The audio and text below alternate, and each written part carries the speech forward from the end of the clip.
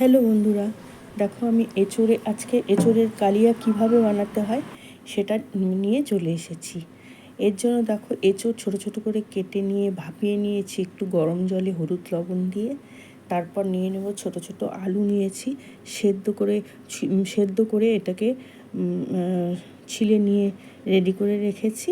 এবার কড়াইতে তেল দিয়ে দেব, তেল দিয়ে এবার আলুটা দিয়ে দেবো। আলুটাকে একটু আগে ভেজে নেব। এরপর দিয়ে দেবো একটু হলুদ লবণ দিয়ে এটাকে ভালো করে ভেজে নেব। এই সময় তো এঁচোড় হামেশাই পাওয়া যায়, আর এঁচোড় খেতে নিরামিষ আমিষ দুটোই ভালো লাগে। তাহলে এইভাবে করে খেয়ে দেখবে, এটার টেস্টই আলাদা হবে, একদম অনুষ্ঠান বাড়ির মতো।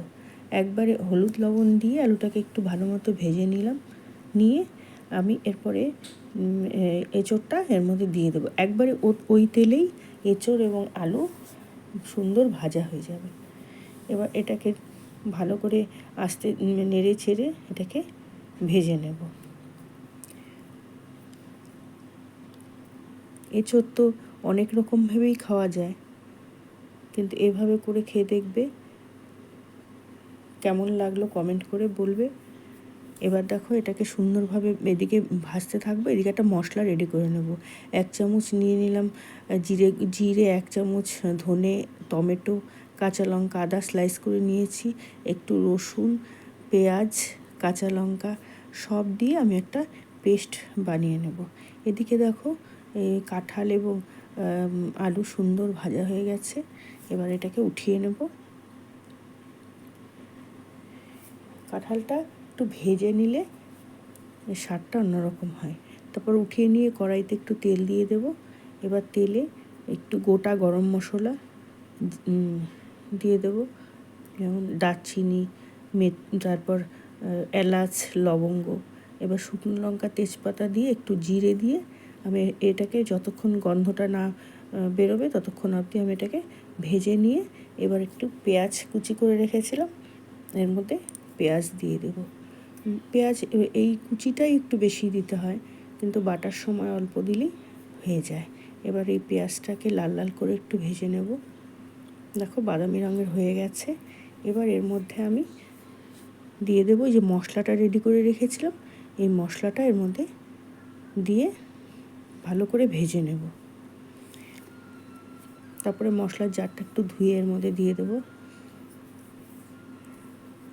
এরপরে এটাকে হলুদ দিয়ে দেবো, তারপর লবণ, এক এক করে সব মশলা দিয়ে দেবো।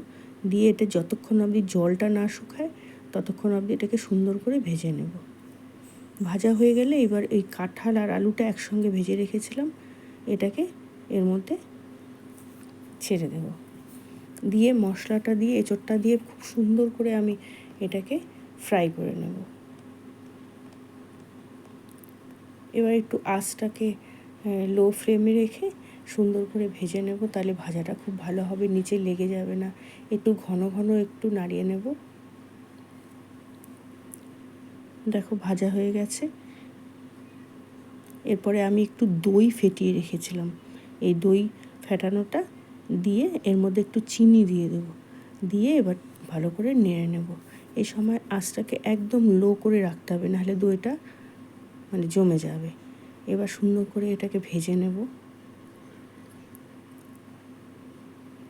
দেখো ভাজা হয়ে গেছে, সুন্দর শুকনো হয়ে গেছে। এবার এইরকম করে ভেজে নিয়ে এরপর এর মধ্যে একটু জল গরম করে রেখেছিলাম, সেই গরম জলটা এর মধ্যে ঢেলে দেবো। এইভাবে রান্না করে মাছ মাংসকে হার মানিয়ে দেবে এই এঁচোড়ের কালিয়া। দেখো হয়ে গেছে। এবার এটাকে আমি একটু ধনে পাতা দিয়ে দেবো এর মধ্যে। তারপর এর মধ্যে একটু ঘি গরম মশলাও দিয়ে দেবো। দেখো একটুখানি ঘি দিয়ে দিলাম, তোমরা 1 চামচও দিতে পারো, আমি একটু অল্পই ঘি দিয়েছি। তারপর দিয়ে দেবো একটু গরম মশলা গুঁড়ো। এবার হয়ে গেছে আমাদের এঁচোড়ের কালিয়া। এবার আমি এটাকে সার্ভ করে নেব। দেখো সুন্দর হয়ে গেছে। এই দেখো, এভাবে করে কমেন্ট করে বলবে কেমন হলো, একটু লাইক করে দিবে, শেয়ার করে দেবে। নমস্কার, ভালো থাকবে।